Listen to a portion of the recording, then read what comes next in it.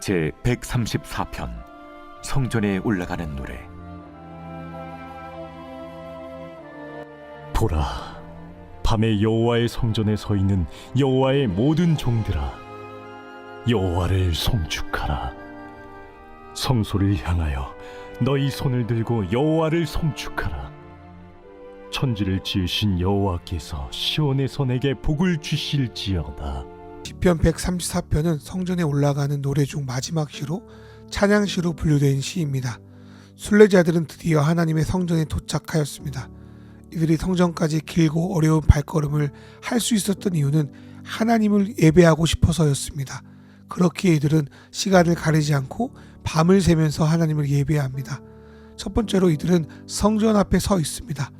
성전에 서 있다는 표현은 보통 제사장이나 레위인들이 하나님을 섬길 때 쓰는 표현인데, 여기서는 예배의 자리에 있는 모든 하나님의 종을 대상으로 사용되고 있습니다. 서 있다는 것은 마치 달리기 하기 전에 준비 자세 같은 것으로 하나님이 예배 가운데 어떻게 말씀하시던지 어떻게 인도하시던지 다 받아들이겠다는 태도나 자세를 의미합니다. 그리고 그 예배 때 이들이 요구받는 것은 여호와 하나님을 송축하는 것입니다. 이 송축한다는 것을 문자적으로 보면 하나님을 축복하라는 것입니다. 그런데 솔직히 하나님이 인간을 축복하시지 어떻게 감히 인간이 하나님을 축복할 수 있을까요? 그럴 수는 없습니다.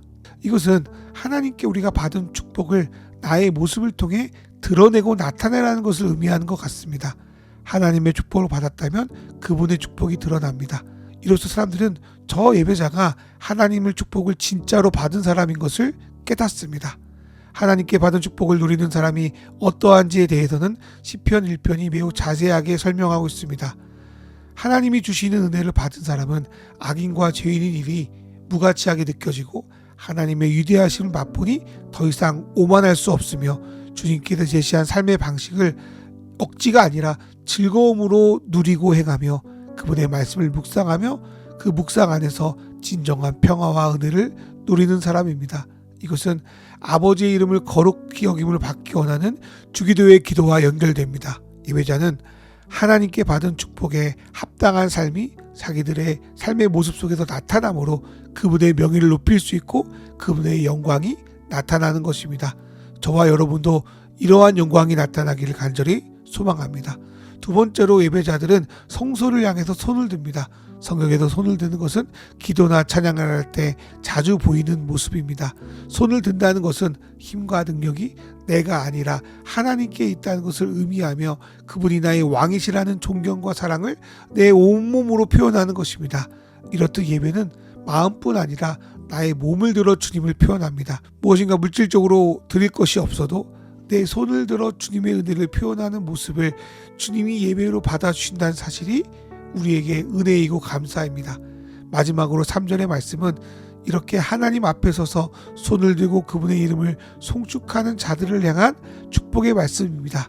아마도 제사장들이 예배자들을 향해 이런 축복을 한 것으로 보입니다.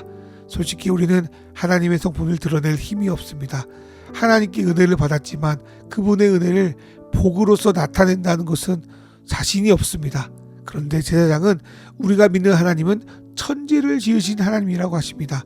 천지를 지으신다는 게 어떤 의미입니까? 생명이 없는 존재를 살아있는 존재로 창조하신다는 의미이며 무에서 유를 만드시는 분이라는 것이며 가능성 없는 죄인인 우리를 하나님의 자녀로 삼으신다는 것입니다. 그런 천지를 지으신 하나님이 우리를 복의 통로가 되지 못하게 하실 이유가 없습니다. 이렇게 예배 가운데 하나님의 축복을 받은 자들은 이제 삶 속으로 들어가 하나님을 송축하는, 그분을 축복하며 나타내는 삶을 살아가게 될 것입니다. 우리의 예배가 이런 하나님의 축복을 공급받아 그 축복을 세상에 나누고 전하는 그러한 선순환적인 예배, 계속적으로 하나님을 예배하는 지속 가능한 예배, 그런 예배가 되기를 간절히 소망합니다. 이 시간 주신 말씀 생각하며 기도로 나아갑니다.